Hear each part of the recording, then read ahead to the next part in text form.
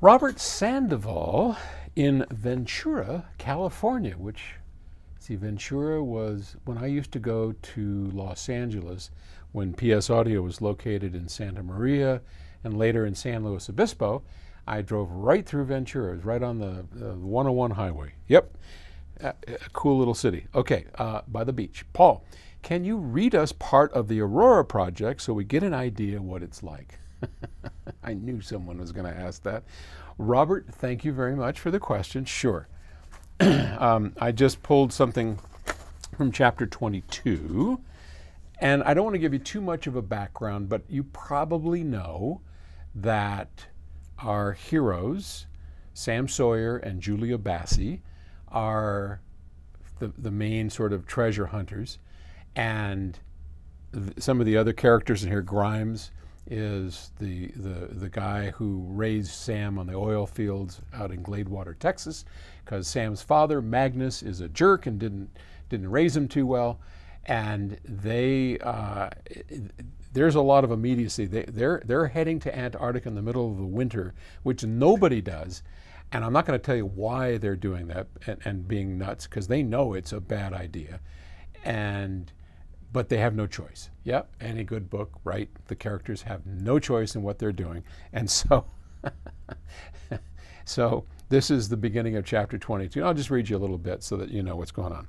And I'm not the narrator in this thing, and I'm not the best narrator. And we're going to find the best narrator in the world for this. And if you have a suggestion, please email me, paul@psaudio.com. If you have a suggestion, somebody you really love, that would be great for an adventure, action, thriller sort of story, okay? All right. The plane crashed through the white fury, skidding across the sky until the bottom dropped out and left Julia weightless, pressing hard against her seatbelt and desperately trying to hold on to what remained of her last meal. Not for the first time since they boarded this flight, she wished she'd been smart enough to stay behind with Harry.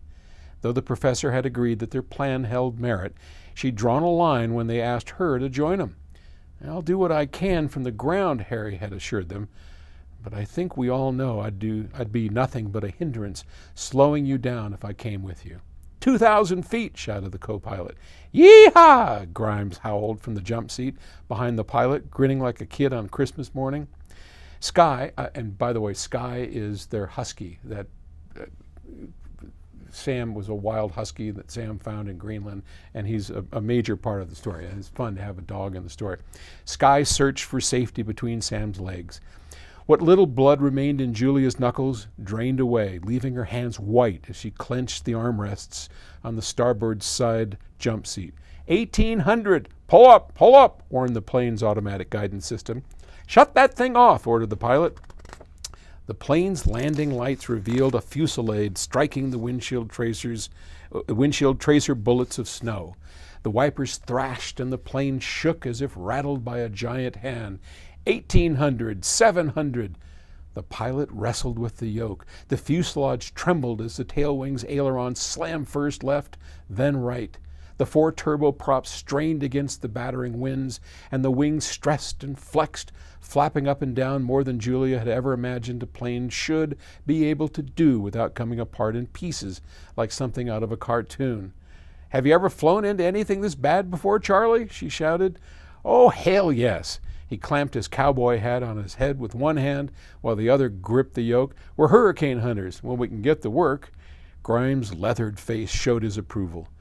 And on and on and on. So you can see that it's kind of fun. So that's a little bit out of the Aurora Project, book 1 in Emians. And if you would like to get a free copy of this, whether it's through the Audible, we'll do Amazon's Audible, and an electronic download that you can get for free, happy to send it to you.